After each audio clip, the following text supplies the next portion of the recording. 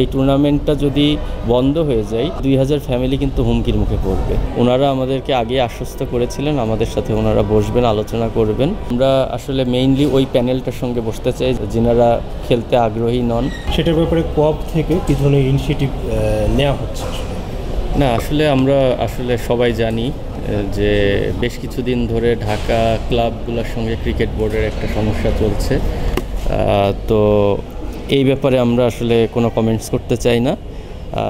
প্লেয়ারদের স্বার্থে আমরা কোঅপ থেকে যোগাযোগ করার চেষ্টা করেছি ক্লাবগুলোর সঙ্গে, যেন সামনে যেই টুর্নামেন্টগুলো আসবে, ঢাকা লিগগুলো আসবে, এই লিগগুলো যেন আমরা খেলতে পারি।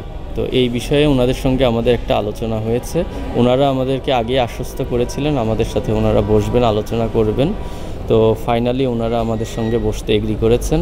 জাস্ট এই ইনফরমেশনটাই দেওয়াটা ইম্পর্টেন্ট। কয়টা ক্লাবের সঙ্গে আপনারা আলোচনা করতে পারেন?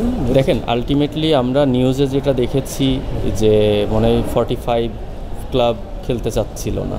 তো আমরা আসলে মেইনলি ওই প্যানেলটার সঙ্গে বসতে চাই যিনারা খেলতে আগ্রহী নন বা খেলতে চাচ্ছেন না।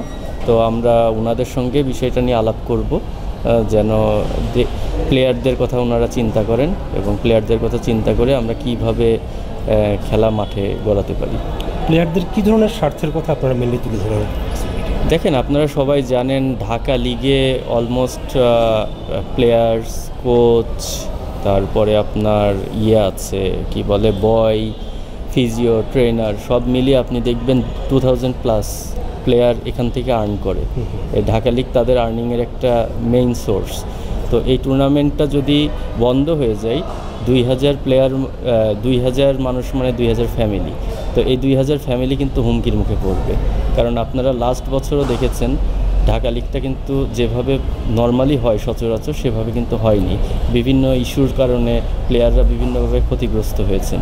তো আমরা এই বছরও যদি সেম জিনিসটাই হয় তাহলে প্লেয়াররা আমার ডাউট যে প্লেয়াররা কতটুকু সার্ভাইভ করতে পারবে।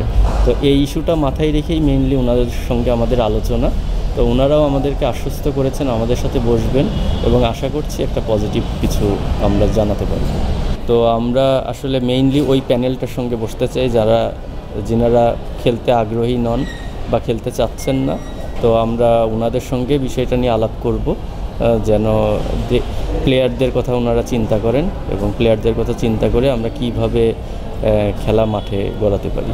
দেখেন, আপনারা সবাই জানেন ঢাকা লিগে অলমোস্ট প্লেয়ার্স, কোচ, তারপরে আপনার আছে কি বলে বয়, ফিজিও, ট্রেনার সব মিলিয়ে আপনি দেখবেন 2000+ প্লেয়ার এখান থেকে আর্ন করে।